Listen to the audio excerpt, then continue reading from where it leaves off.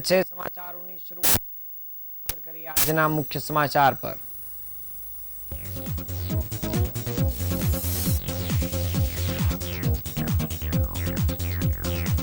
Fire સેફટીના નિયમોનું પાલન ન કરતી 4 હોસ્પિટલો સામે ફાયર વિભાગની લાલ આંખ।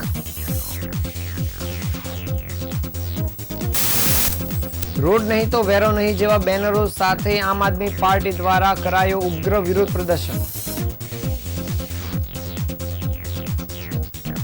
સુરત સ્ટેશન તરફ આવતી એસટી બસને નડ્યો અકસ્માત। સહારા દરવાજા નજીક 2 બાઇકને અડફેટે લીધી। સોશિયલ મીડિયાથી સંપર્કમાં આવેલા યુવકે સગીરાને ઘેનયુક્ત પીણું પીવડાવી દુષ્કર્મ આચર્યું। અલથાણ વિસ્તારમાંથી ગાંજાના મસમોટા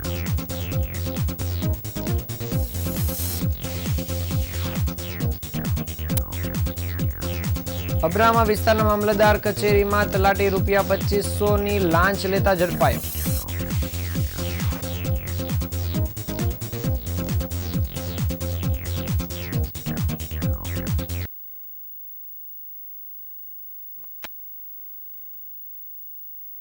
ના નિયમોનું કરતી 4 હોસ્પિટલો સામે લાલ આંખ કરવામાં આવી છે। ફાયર સેફટીના મુદ્દે દાખવવામાં આવતી બેદરકારીને ગંભીરતાથી લઈને ફાયર વિભાગે પાંડેસરા, અલથાણ અને ઉનપાટિયા નજીક અલગ અલગ 4 હોસ્પિટલોને સીલ મારી કાર્યવાહી હાથ ધરી છે, જેના પગલે હોસ્પિટલ સંચાલકોમાં ફફડાટ મચી ગયો છે। પાંડેસરા વિસ્તારમાં આવેલ જલારામ નગર ખાતેની B216 પિયુષ પોઈન્ટ ખાતે આવેલી દીપ ચિલ્ડ્રન કેર હોસ્પિટલ કે જે ગ્રાઉન્ડ પ્લસ ફર્સ્ટ ફ્લોર પર આવેલ છે, તે ફાયર સેફટીના નિયમોના ભંગ બદલ તેને સીલ મારી દેવામાં આવી છે। જ્યારે કર્મયોગી સોસાયટી વિભાગે ગેટ નંબર 2 નજીક આવેલી કવિતા પ્રસૂતિ ગૃહ અને જનરલ હોસ્પિટલ કે જે ગ્રાઉન્ડ ફ્લોર પ્લસ 3 ફ્લોરની છે, તે પણ ફાયર વિભાગની ઝપેટમાં આવી હતી અને તેને પણ સીલ મારી દેવામાં આવી છે। તો અલથાણના VIP રોડ પર આવેલ KSB ઓલિમ્પિયા મોલના 4થા માળે આવેલ advance orthopaedic the surgical hospital સામે પણ ફાયર વિભાગ દ્વારા લાલ આંખ કરવામાં આવી છે અને તે નિયમ ભંગ કરતા હોવાને લઈ તેને પણ સીલ મારી દેવામાં આવ્યું છે। આ ઉપરાંત અન્ય એક હોસ્પિટલને પણ સીલ મારવાની કામગીરી કરવામાં આવી છે। જ્યારે ફાયર વિભાગના અધિકારીએ જણાવ્યું છે કે જનતાના સ્વાસ્થ્ય અને સુરક્ષા સાથે કોઈ સમાધાન કરવામાં આવશે નહીં। ફાયર સેફટીના નિયમોનું પાલન કરવું તમામ હોસ્પિટલ માટે ફરજિયાત છે। જે હોસ્પિટલો આ નિયમોનું પાલન કરવામાં બેદરકારી દાખવશે તેમની સામે ભવિષ્યમાં પણ આવી જ રીતના કડક કાર્યવાહી કરવામાં આવશે।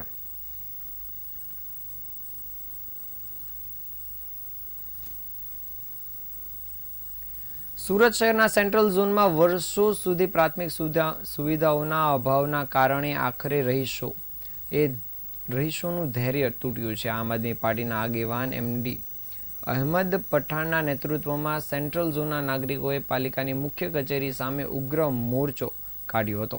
રોડ નહીં તો વેરો નહીં ને ગટર નહીં તો વેરો નહીં તેમજ પાણી નહીં તો વેરો નહીં જેવા બેનરો સાથે સ્થાનિકોએ તંત્ર સામે તીવ્ર રોષ વ્યક્ત કર્યો હતો।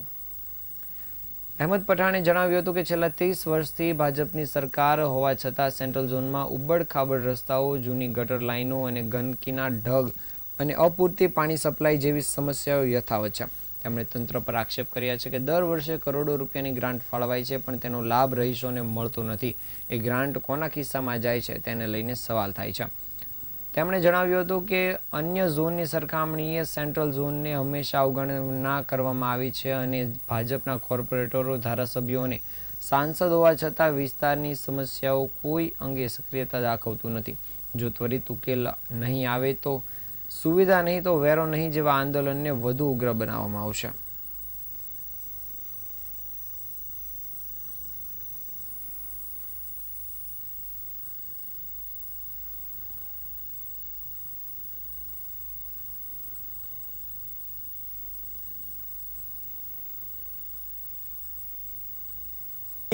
पिछले कई वर्षों से लगभग 30 साल से भाजपा यहाँ पर शासन कर रही है।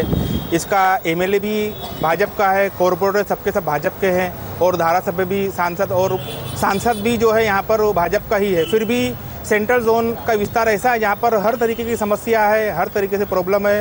अभी आप देखोगे यहाँ पर हर रोड के अंदर खड्डे हैं, ड्रेनेज की लाइन में प्रॉब्लम है, पानी भर रहा है हर जगह पे। सेंट्रल जोन के अंदर सिर्फ 33 जगह पे लीकेज है, जो छोटी बड़ी लीकेज है वहाँ पे भी प्रॉब्लम है। और हर बार सेंट्रल जोन के नाम पर करोड़ों रुपये का जो बजट पास किया जाता है, वो पैसे सब किसके खीसे में जाते हैं और कौन उसको ख़त्म कर देता है, जो जनता तक नहीं पहुँचता। जनता के टैक्स का पैसा उन लोगों को नहीं मिलता है, उसका वर्तन उनको नहीं मिलता है। ये समस्या बहुत ज़्यादा है। मजबूरन हम लोगों ने लाखों बार, करोड़ों बार, यहाँ तक ये कोई ऐसा दिन नहीं जाता जहाँ पर हम लोग फरियाद नहीं करें और रजूआत नहीं करें, फिर भी हमारी कोई सुनवाई होती नहीं है। इसलिए स्थानीय लोगों के साथ में आया गया और यहाँ पर जितने भी लोग हैं सब स्थानीय लोग हैं। उन लोगों की फरियाद का कोई निकाल आता नहीं है और हर बार बार फरियाद करने पर कोई इसका निकाल आता नहीं है। આજે સવારે સુરત જિલ્લામાંથી સુરત સ્ટેશન તરફ આવતી એસટી બસને અકસ્માત નડ્યો હતો અને એસટી બસના ડ્રાઈવરે સહારા દરવાજા નજીક બે બાઇકને અડફેટે લીધી હતી. અતિ વ્યસ્ત એવા રસ્તા ઉપર અકસ્માત થતાં આસપાસના વાહન ચાલકો પણ દોડી આવ્યા હતા અને ઘટનાની જાણ થતાં પોલીસ પણ દોડી આવી હતી અને તપાસ શરૂ કરી છે. સુરત જિલ્લાના અલગટ ગામથી મુસાફરો લઈને એસટી બસ સુરત સ્ટેશન તરફ આવી રહી હતી અને સુરત સ્ટેશન ઉપર પહોંચે તે પહેલાં જ સહારા દરવાજા નજીક આ એસટી બસને અકસ્માત નડ્યો હતો. સહારા દરવાજા ગરનાળા પાસે એસટી બસે બે મોટરસાયકલ ચાલકોને અડફેટે લેતા એકને પગના ભાગે ફ્રેક્ચર થયું હતું અને તેને સ્મીમેર હોસ્પિટલની નજીક જ ઘટના બનતા તેને તાત્કાલિક ગણતરીની મિનિટોમાં સારવાર માટે હોસ્પિટલમાં ખસેડવામાં આવ્યો હતો. ટ્રાફિક વિભાગના અધિકારીએ જણાવ્યું હતું કે એસટી બસનો ચાલક બે મોટરસાયકલને અડફેટે લેતા બાદ પોલીસ સ્ટેશન પહોંચી ગયો હતો અને જ્યાં ડ્રાઈવરે બસની બ્રેક એકાએક ફેલ થઈ ગઈ હોવાની વાત કહી હતી. જો કે હવે ઘટના બાદ ખરેખર બસની બ્રેક ફેલ થઈ છે કે અન્ય કોઈ કારણ હતું તે અંગે આરટીઓ ઇન્સ્પેક્ટર તપાસ કરશે. બાદમાં આ સહિતની ટેકનિકલ બાબતોની માહિતી એકત્ર કરીને રિપોર્ટ તૈયાર કરવામાં આવશે.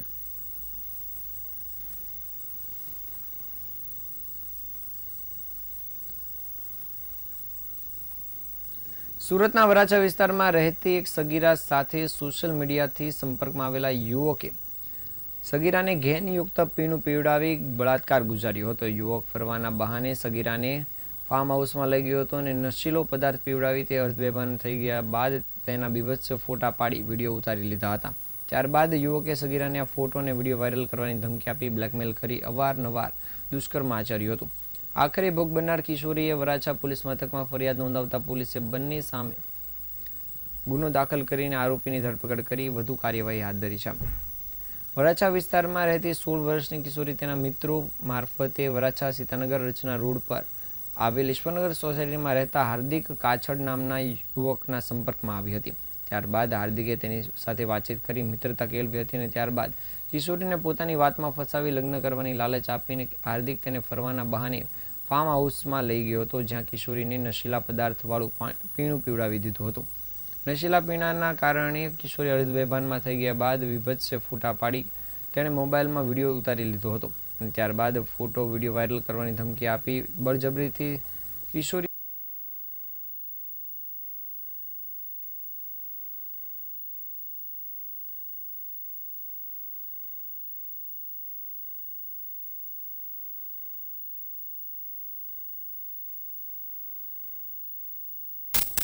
આ મામલે પોલીસ મથક સુધી ફરિયાદ પહોંચતા કિશોરીએ પોલીસમાં ફરિયાદ આપી હતી, જે બાદ પોલીસ સક્રિય બની હતી અને આરોપી હાર્દિક કાછડની ધરપકડ કરી છે. હાલ પોલીસે આરોપીને લઈને આગળની કાર્યવાહી શરૂ કરી છે. અલથાણ પોલીસ મથકની સર્વેલન્સ ટીમે આજે સત્યસાઈ સ્કૂલ પાસે આવેલી ગલીમાંથી ગાંજાના ગેરકાયદેસર વેપારની ચોક્કસ માહિતીના આધારે પગેરું શોધી કાઢ્યું છે. ખાનગી બાતમીદાર સાથે મળેલી જાણકારીના આધારે પોલીસે સ્થળ પર દોડા પાડ્યા હતા અને ત્યાંથી 3 શખ્સોને ઝડપી પાડ્યા છે. આ ત્રણેય આરોપીઓમાં મિતેશ રાઠોડ તેમજ નરેશ રાઠોડ અને અન્ય એકનો સમાવેશ થાય છે. પોલીસે તેમની પાસેથી કુલ ₹1281 ગ્રામ ગાંજાનો જથ્થો કબજે કર્યો છે, જે નશીલા પદાર્થની હેરફેરી સાથે કડક કાર્યવાહીનો સંકેત આપે છે. સાથે જ વિશાલ બાબર રાઠોડ નામનો શખ્સ કે જે આ ગુનામાં મુખ્ય સપ્લાયર તરીકે ઓળખાય છે અને હાલ તે ફરાર હોવાથી તેને વોન્ટેડ જાહેર કરવામાં આવ્યો છે. હાલ પોલીસે આ ત્રણેય શખ્સો સામે એનડીપીએસની વિવિધ કલમો હેઠળ ગુનો નોંધી આગળની કામગીરી શરૂ કરી છે.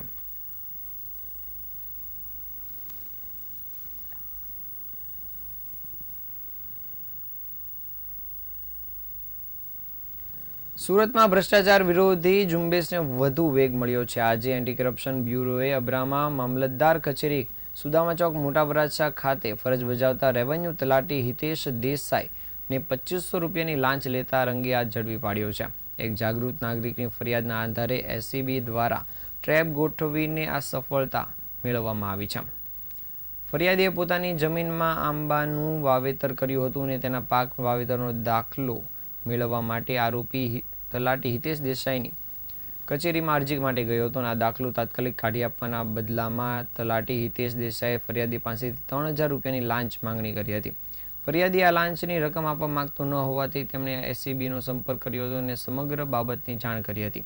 ફરિયાદીની ફરિયાદના આધારે એસીબી દ્વારા આજે લાંચના છટકાનું આયોજન કરવામાં આવ્યું હતું અને એસીબી દ્વારા ગોઠવાયેલા છટકા દરમિયાન કઠોળ ગામની સીમમાં ફરિયાદીની જમીનની બાજુમાં આવેલ રોડ ઉપર જાહેરમાં તલાટી હિતેશ દેસાઈને ફરિયાદી સાથે હેતુલક્ષી વાતચીત કરી હતી અને આ વાતચીત બાદ તેણે 2500 રૂપિયાની લાંચની માંગણી કરી હતી અને તે પણ સ્વીકારી હતી. લાંચની રકમ સ્વીકારતા એસીબીની ટીમે તેને સ્થળ પરથી દબોચી લીધો હતો અને ગુના દાખલ કર્યા હતો અને લાંચની રકમ પણ રિકવર કરી હતી.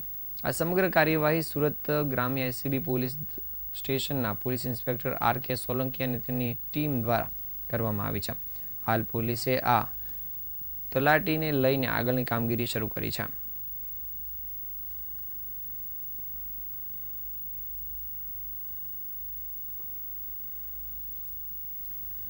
આજ રોજ ભગવાન મહાવીર યુનિવર્સિટી દ્વારા મોટિવેશનલ સ્પીચનું આયોજન કરવામાં આવ્યું હતું, જેમાં મોટી સંખ્યામાં વિદ્યાર્થીઓએ ભાગ લીધો હતો. આ મોટિવેશનલ સ્પીકર તરીકે જાણીતા એવા સંજય રાવલ ઉપસ્થિત રહ્યા હતા. Bhagwan Mahavir college of commerce and management સ્ટડીઝમાં પ્રેરણાદાયી વક્તા સંજયભાઈ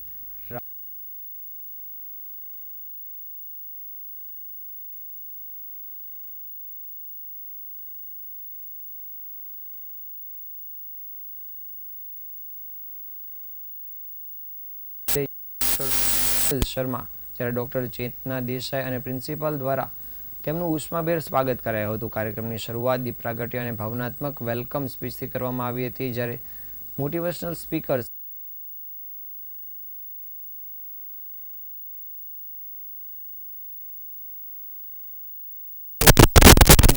જેવા વિષયોને સરળ રજૂ કર્યા હતા.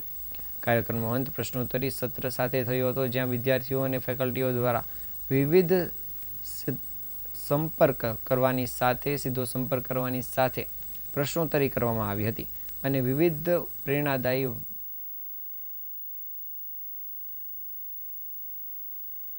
મોટી યુનિવર્સિટીના વિદ્યાર્થીઓ જોડાયા હતા.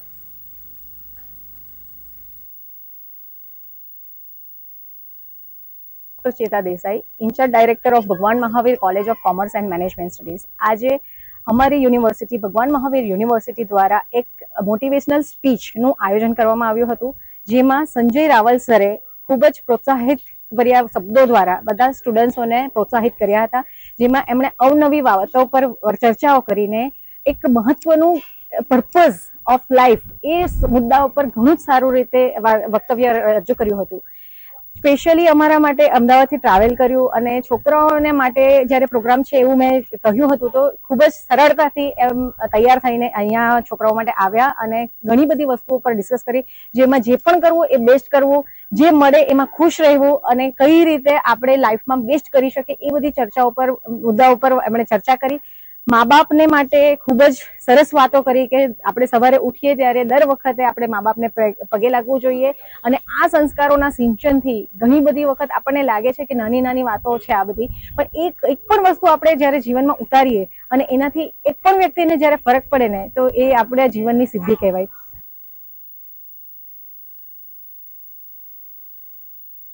ત્યાં સુધી રજા આપશો.